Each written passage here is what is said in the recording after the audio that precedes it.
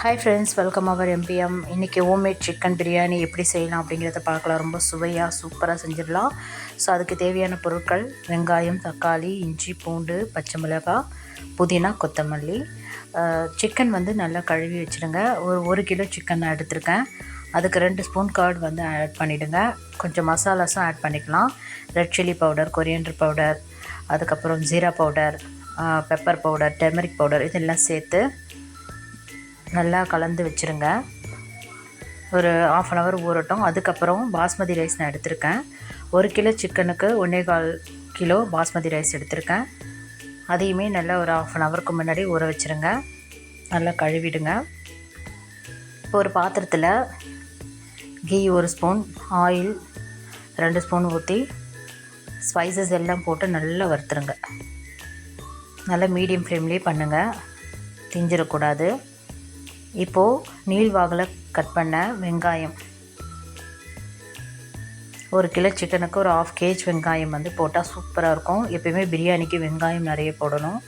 நல்ல ஃபைனாக வந்து நீள்வாகில் வந்து கட் பண்ணிக்கோங்க. கூடவே இப்போவே வந்து நீங்கள் அந்த மின்ட்டை வந்து சேர்த்துருங்க. புதினா இலைகளை சேர்க்கும் போது நல்லா உங்களுக்கு ஃப்ளேவர் இருக்கும். அந்த வெங்காயத்தோடு சேர்த்து நல்லா வதக்கும் போது அந்த ஃப்ளேவர் சூப்பராக இறங்கிடும் புதினாவோடது. இப்போ நல்ல ப்ரௌனிஷாக வெங்காயம் வதக்கினதுக்கப்புறம்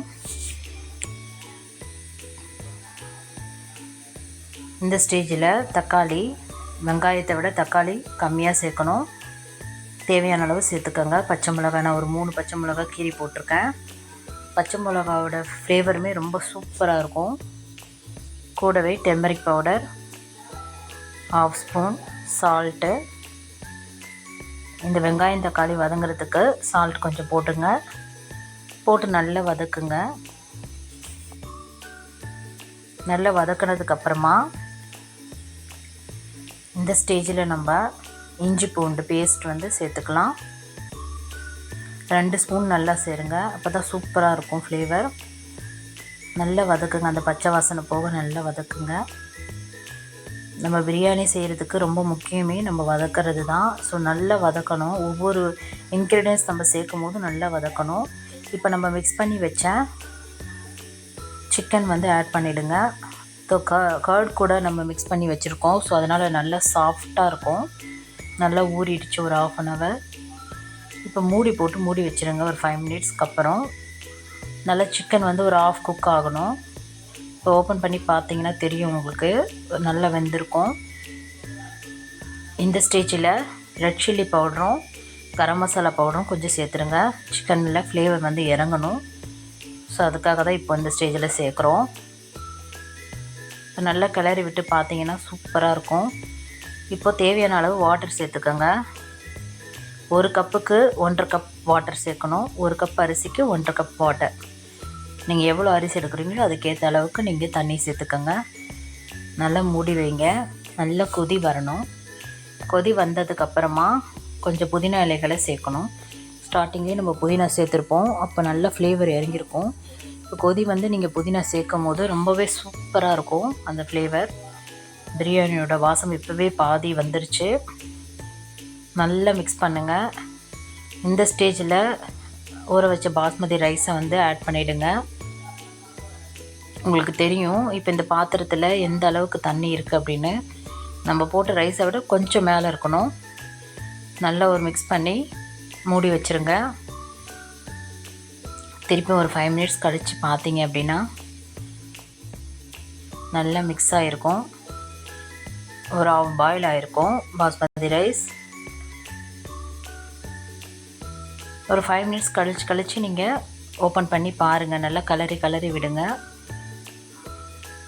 இப்போ பார்த்தீங்கன்னா தண்ணியெலாம் நல்லா இருத்துட்ருக்கோம். நல்லா ரைஸ் வந்து நல்லா வெந்திருக்கும். திருப்பியும் க்ளோஸ் பண்ணிவிடுங்க.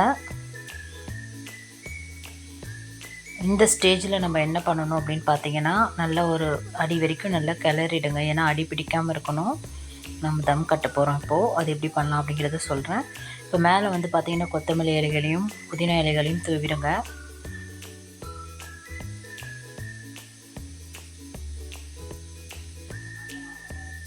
நெய் 1 ஸ்பூன் இந்த ஸ்டேஜில் விடுங்க. நல்ல வாசமாக இருக்கும். நல்லா இப்போ தண்ணி எல்லாமே இருத்துருச்சு. நல்ல சிம்மில் வச்சுருங்க. இப்போது சிம்மில் வச்சுட்டு மூடி போட்டு ஒரு துணி, ஈர துணி நல்லா அது மேலே போட்டு அந்த மூடியிலேருந்து அந்த ஆவி வெளியில் போகாமல் இருக்கிறதுக்காக ஈர துணி போட்டு நல்லா சுருட்டி வச்சுருங்க. அதுக்கு மேலே ஒரு வெயிட் வச்சுருங்க. சிம்மில் வச்சுருங்க. ஒரு 5 மினிட்ஸ்க்கு அப்புறமா பார்த்தீங்கன்னா சூப்பராக ஹோம்மேட் பிரியாணி வந்து ரெடி ஆயிரும். இப்போ நம்ம ஓப்பன் பண்ணி பார்க்கலாம் எப்படி வந்திருக்கு அப்படிங்கிறத பார்க்கலாம். எதுக்காக வெயிட் வைக்கிறோம் அப்படின்னா அந்த ஆவி வெளியில் போகாது. ஸோ நல்ல தம் கட்டிக்கும். ஸோ பிரியாணி சூப்பராக வரும். உதிரி உதிரியாக இருக்கும். நல்லா அந்த ஸ்மெல் எல்லாமே அந்த அரோமா எல்லாமே சூப்பராக இறங்கியிருக்கும். இப்போ பிரியாணியில் நம்ம வீட்லேயே சூப்பராக ஹோட்டல் ஸ்டைல் பிரியாணி வந்து செம்மையாக செஞ்சிடலாம். இப்போ பார்த்தீங்கன்னா தெரியும் உங்களுக்கு. சிக்கன் வந்து எந்த அளவு வெந்திருக்கு பாருங்கள். சூப்பராக ரைஸ் வந்து நல்லா வெந்திருக்கு. ஒன்றோட ஒன்று ஒட்டாமல் ரொம்ப சூப்பராக வந்திருக்கு. சர்விங் பவுலுக்கு வந்து மாற்றிடுங்க. சூப்பரான வீட்லேயே சூப்பரான பிரியாணி வந்து ரெடி ஆகிடுச்சு. தேங்க்ஸ் ஃபார் வாட்சிங்.